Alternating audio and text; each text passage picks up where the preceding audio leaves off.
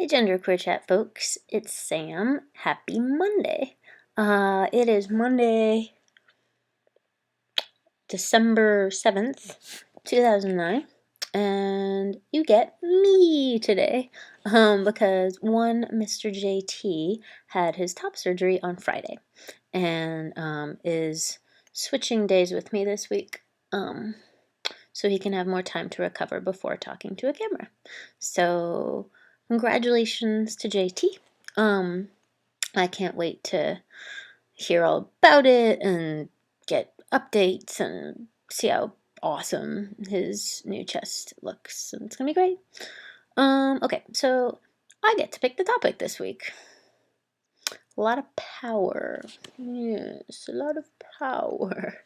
So I decided, in light of JT's adventures, that this week's topic would be surgery and types of surgeries, what you're thinking about getting, what you have gotten, what you would get in certain situations, what's realistic for you to get.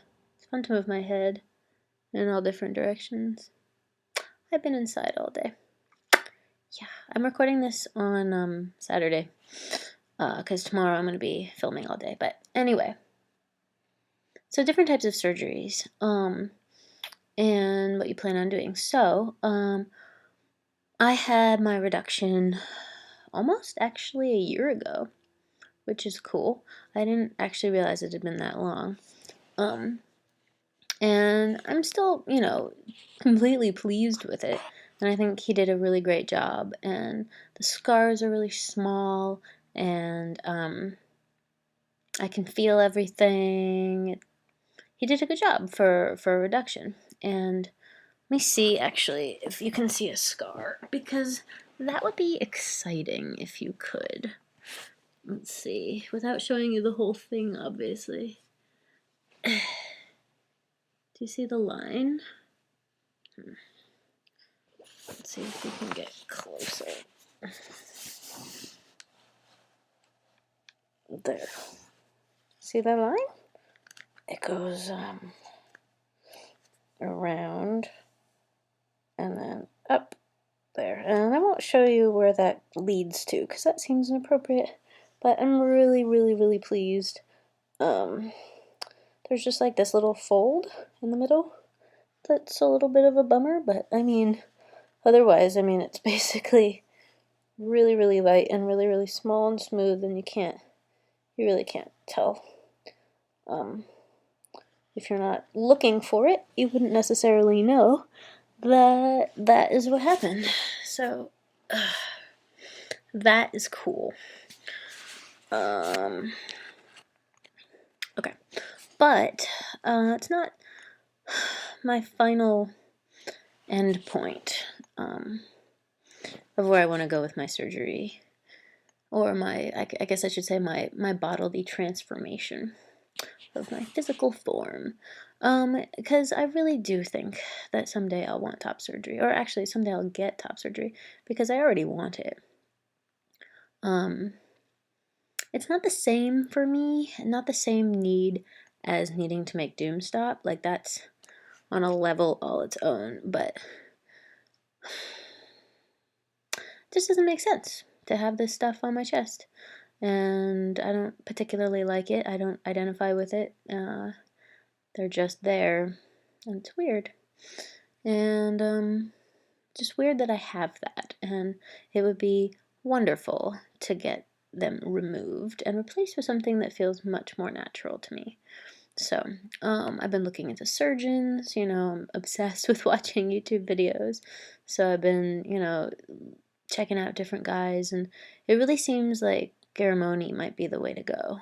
Also, people in the trans group that I've been going to, one guy recently went to Brownstein, and one guy recently went to garramone, and it's been interesting to, see the difference. Not that they're showing us their chest, but like hear the difference in their experiences. And basically garramone is only 5,600 and Brownstein's 8,000, and garramone has really good bedside manner, and Brownstein is getting better, but is still, you know, the gruff guy who does an amazing job, but, you know, bedside manner is important.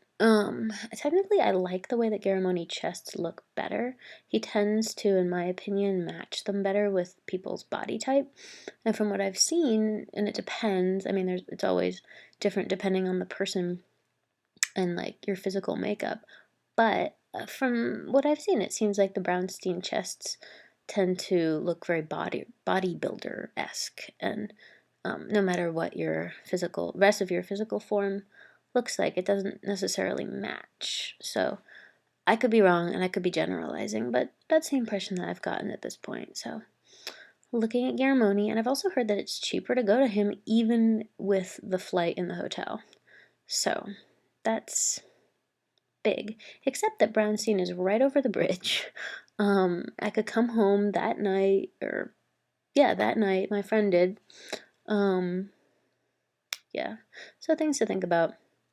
I'm still definitely considering a hysterectomy.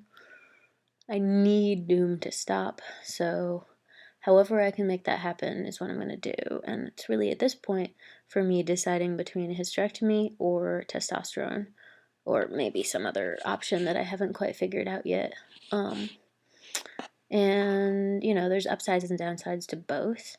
And the upside, of course, to a hysterectomy would be I wouldn't be changing the rest of my physical form.